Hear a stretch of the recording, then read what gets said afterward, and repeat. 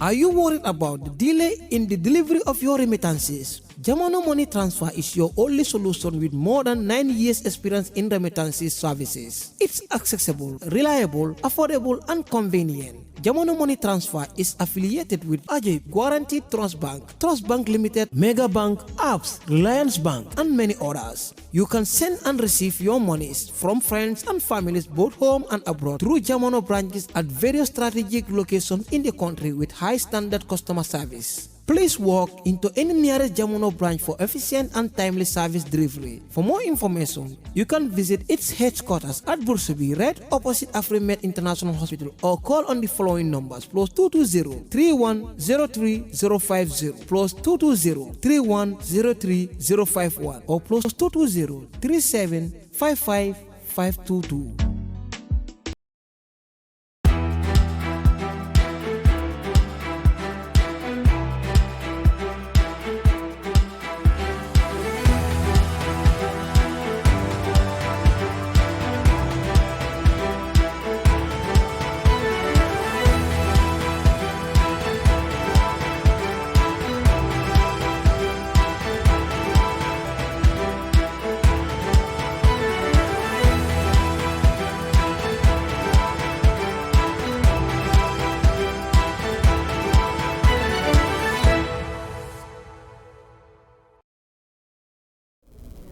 Good afternoon, viewers. You're watching us on Kairaba News Network. This is your weekly news recap with me, Alhaji Cham.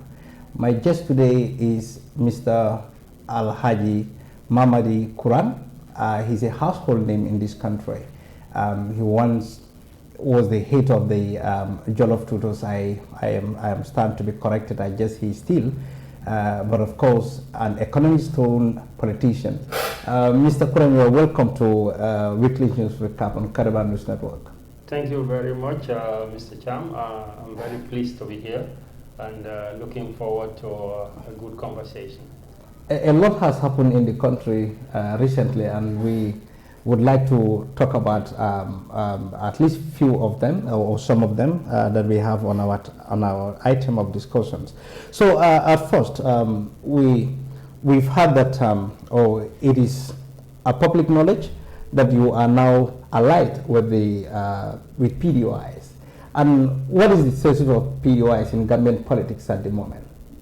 Well, I think if I'm to summarize the state of PDOIs, there is, I would say, consistency, because I think it's a party that what it stood for 30 or so years ago, it still stands for the same principles, and I believe that most Gambians would agree with that. And I joined, obviously, in the 2021 presidential election, and one of the reasons was because, like I said before in this platform, is their program seems to mirror what we stood for. And since I joined too, I've seen the same level of consistency. Obviously, a lot of things have happened, or few things have happened since the 2021 presidential election. There was the National Assembly, and the PDOIS is one of the oppositions with 2 members in the National Assembly.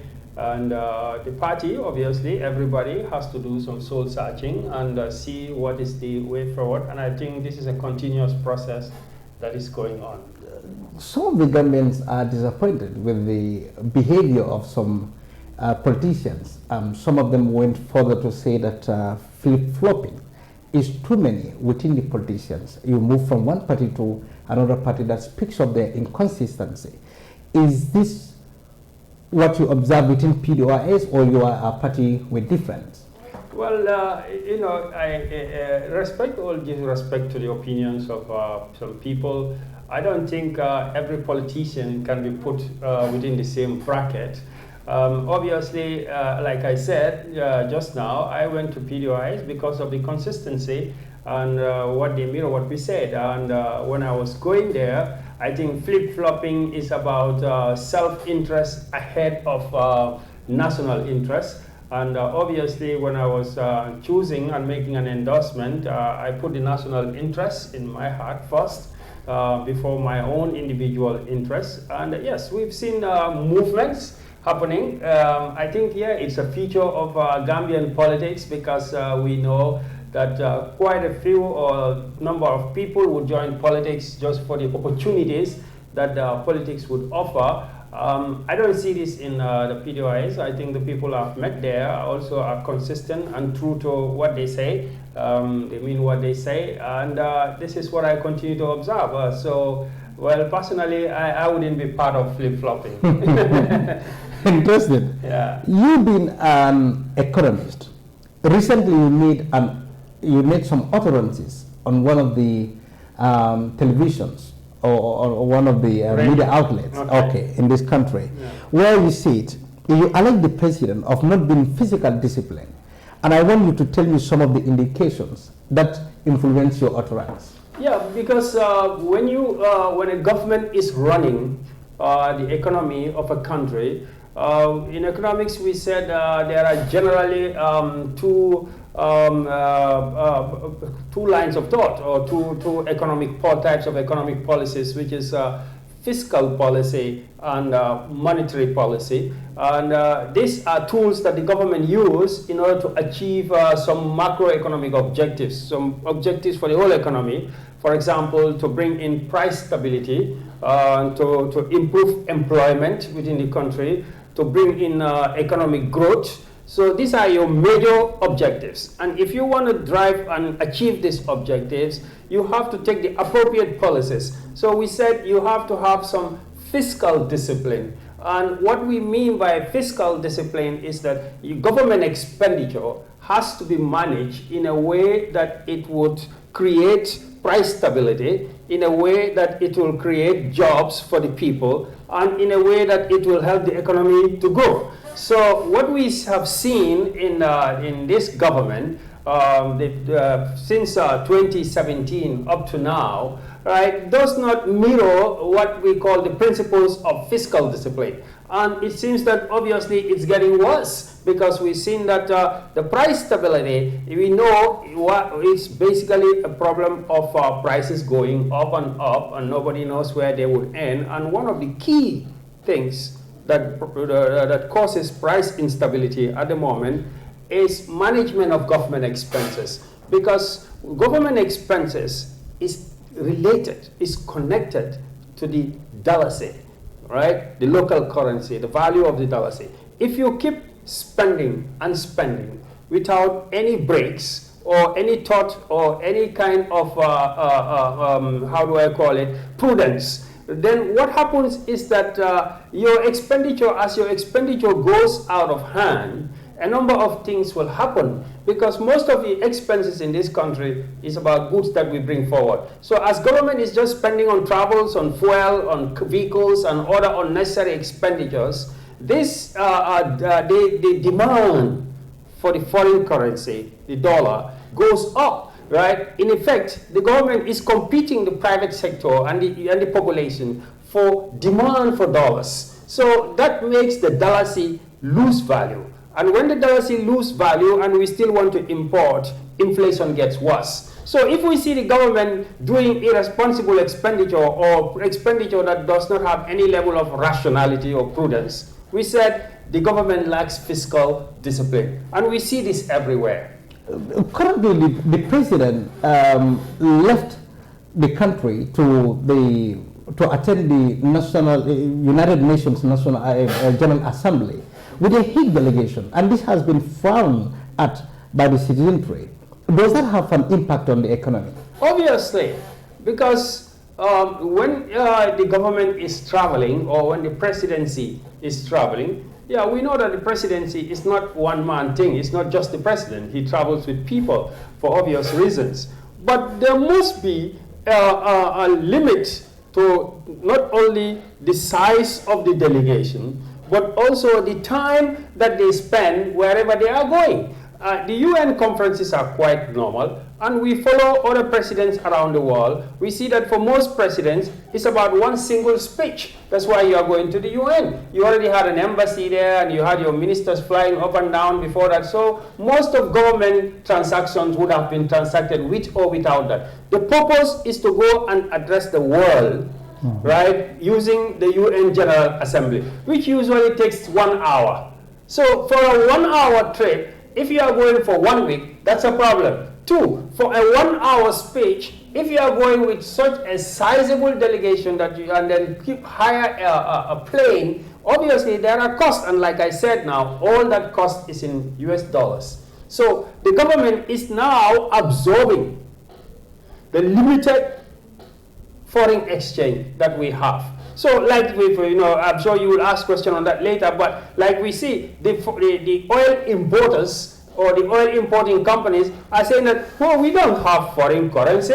Where did the foreign currency go? It's gone with the government, the president. So what we are saying is that it's not bad to travel, but travel must be for a purpose, not to languish. And when that purpose is achieved, if it's a one-day function, like a one-day speech at the UN, the presidency must limit the size and the time that they travel. You must have followed debate on social media, around the travels of the president with the Hague delegation to attend the UN summit. What positive impact has this, brought to the Gambia?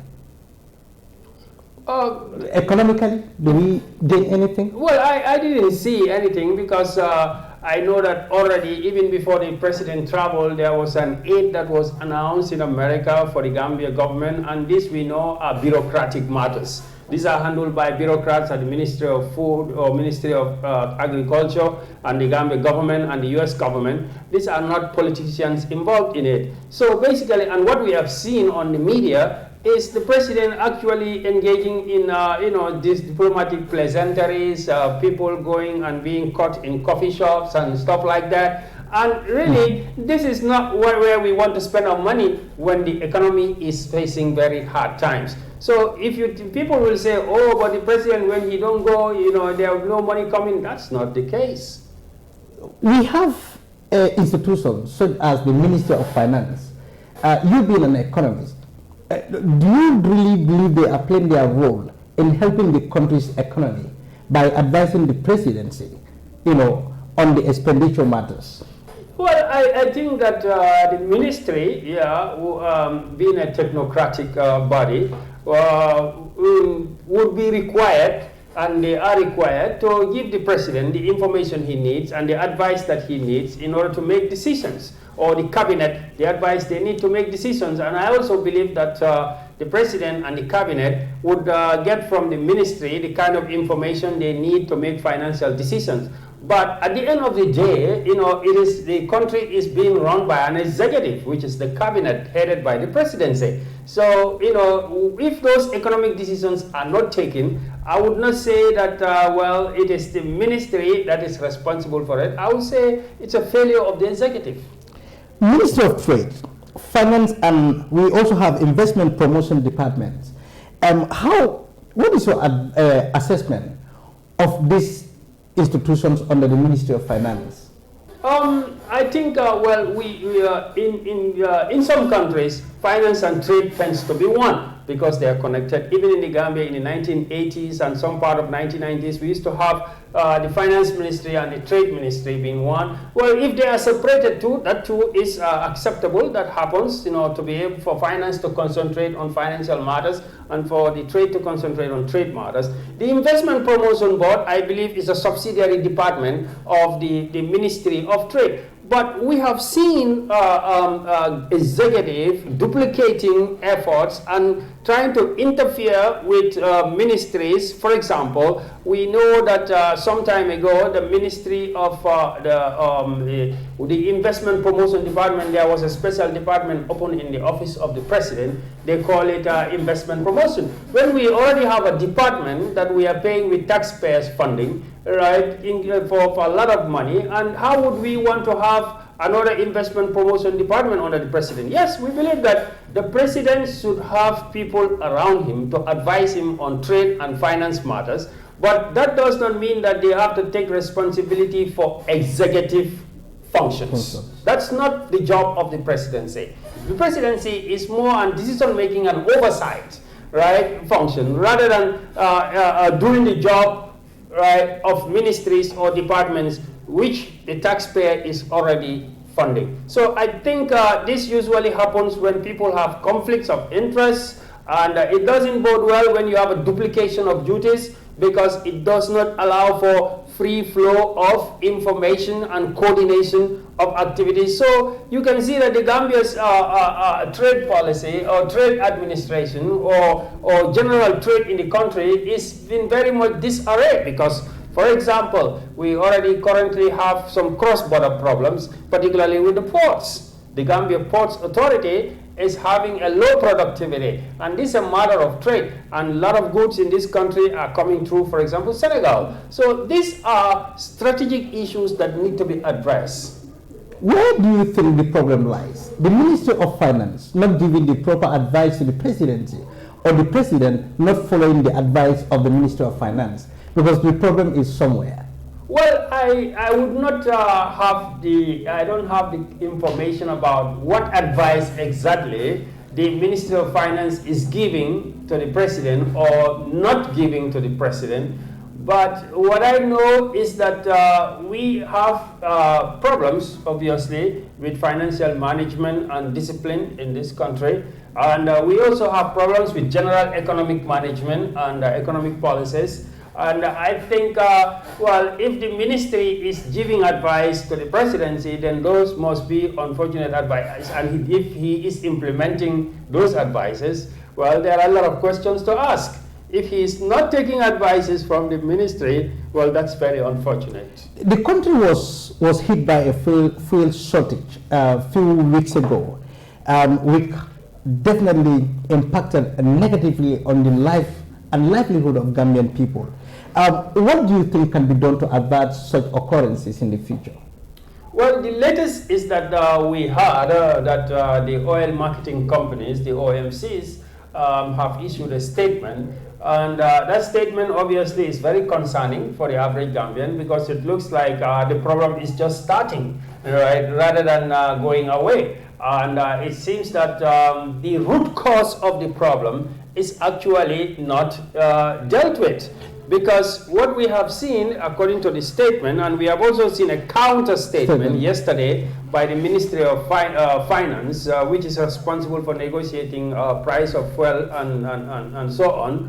And yeah, there are a lot of complaints, because the oil companies are saying that, well, we are not making money, we are going bankrupt, the banks are not giving us the funding that we need, the government is charging us a lot of taxes, right, and therefore we are not breaking even, our distribution and other costs cannot be covered, and if this situation is not remedied, we are going to stop selling, right? And the government is saying that, well, this is not the case. The foreign currency issue, we are bound to take the official rate instead of the actual rate.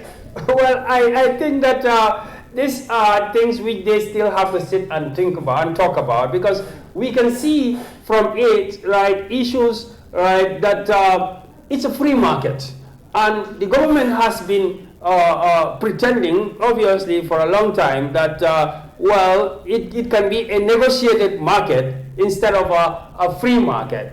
And obviously, we also know the interest of the government in terms of taxes collection, and the taxes are still there. And the government needs to come out and justify why they need to have those taxes there, right? And also tell us why is it that if it becomes a completely free market and they are taxed according to the tax laws of the company instead of a negotiated price, what is the problem? What's going to happen? Is that a problem? I don't think that's a problem, because at the end of the day, if you don't let the market be free, because now you have restricted, okay, you can import, you are licensed, you are so on. No, yeah, obviously it's a sector which needs some kind of regulation, but we've seen that regulation itself must not become a problem.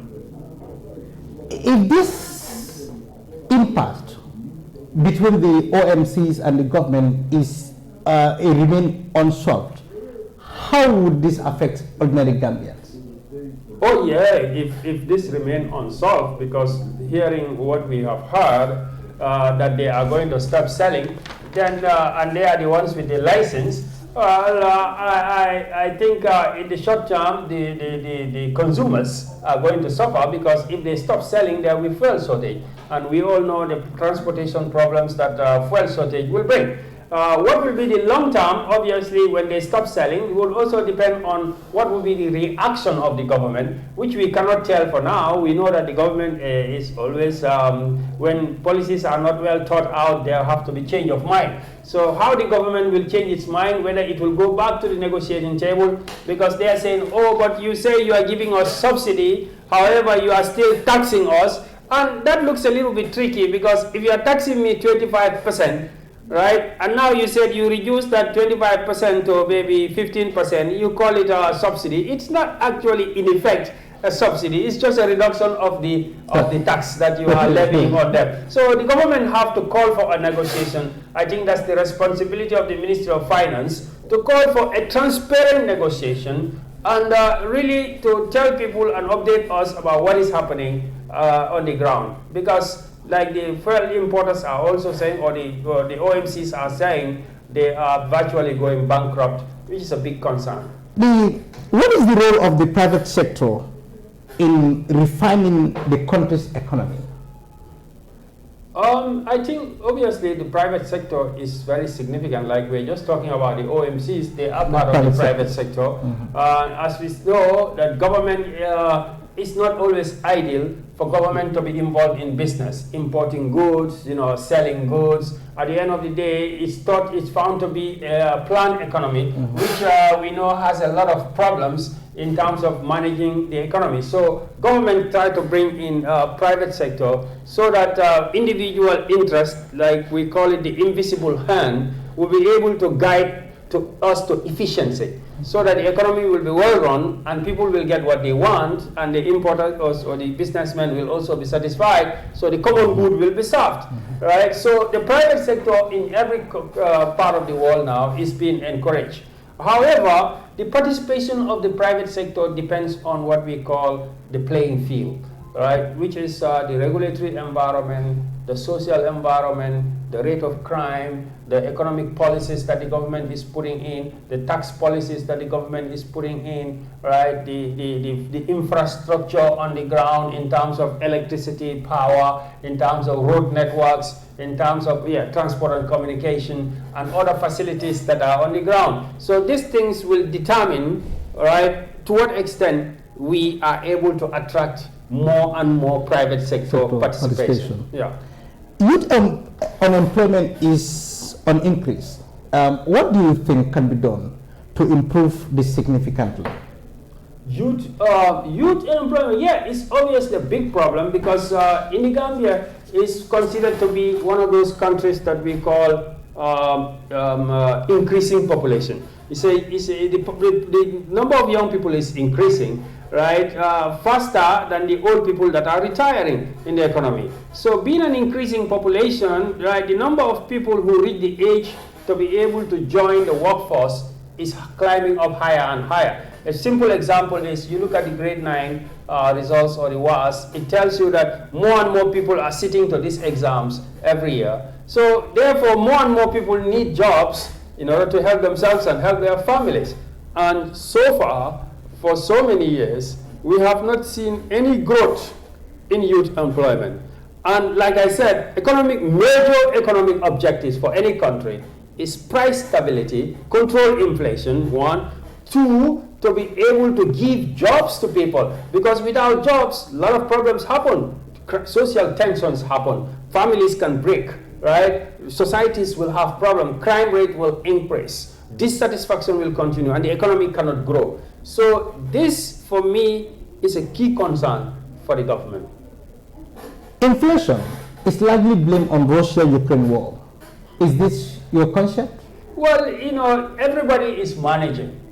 We all know that the war in Russia affected the price of grain, which has been dealt with now. We know that ships are leaving Ukraine with full load of grain. So bread is not a problem in the world right now, right? And then people are also talking about gas prices. But gas prices, right, usually they don't stay stagnant. We know that it has been affected somehow, and when gas prices or petrol prices are affected, a lot of other prices are affected. But what is important is how each government deals with this problem and adjusts to the environment, because there will always be global shocks. There was the Iraq war, there was Ebola before this, there was Corona. So the world is full of unexpected, unavoidable circumstances. So the efficiency of a government, how we judge the government, is not what is happening outside that you cannot control, but how you brand yourself in order to deal with that problem. Protest in November is highly murmured within the citizenry. Are you of the view that the protest is a fundamental right of citizens for one to execute in the country? Yes, I believe that protest is a fundamental right.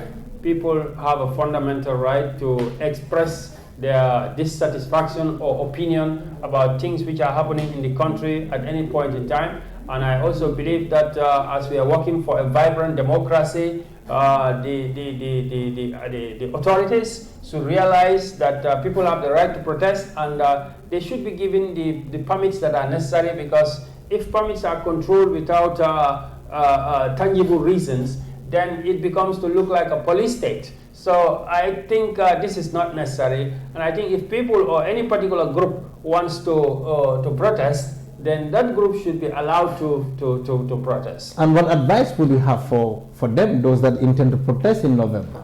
Well, I always feel, and I have obviously seen some of them. I know some of them. I have been added to a WhatsApp group where the Coalition for Progressive is. And my opinion is always consistent. I think that they should continue to engage the authorities, and the authorities also should listen. I think also protests must be clearly explained to the people because some people in the country, when they hear a protest, they say, "Oh, November 11, Baro Vitale." I don't think that is the idea of the prophet. And when the government sometimes, when you don't open up, you become a government of rumors. So when the government hear that rumors, they say, "Oh, the stability of the country," and so on. No, I don't think that is the objective of the Coalition for Progressives. I don't think they are asking for a protest that is going to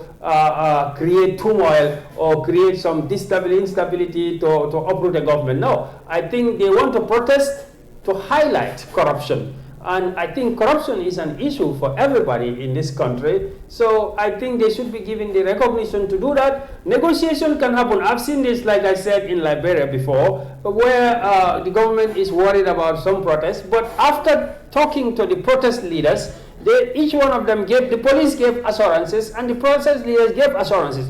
Because protest leaders, when you hear rumor, that people are saying November 11 in Gambia, even November 11 itself, we know historically, right, it's not really a good taste. So the protest leader must come out and tell the pure fans that we are not protesting to have a change of government. We are simply protesting to be able to highlight a particular issue.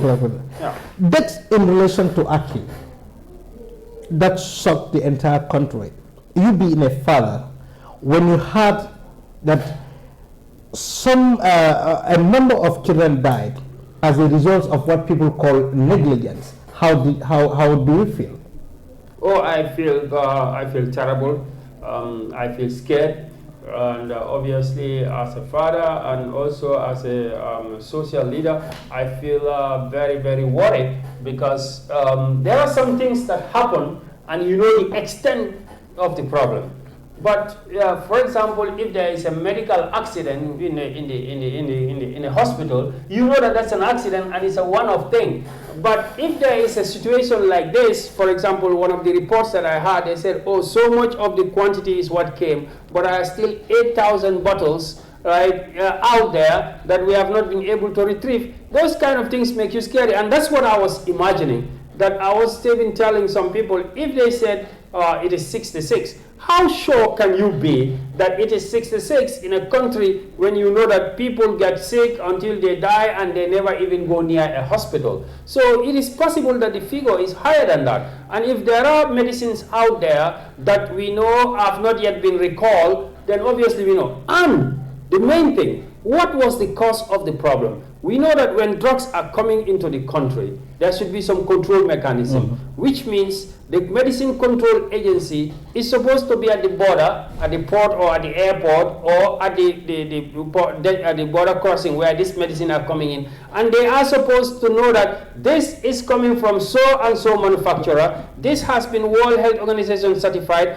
or this medicine is safe because it has been tested. But what we can tell from the current conversation is that they don't even have testing equipment to be able to verify the authenticity of the medicine in this country.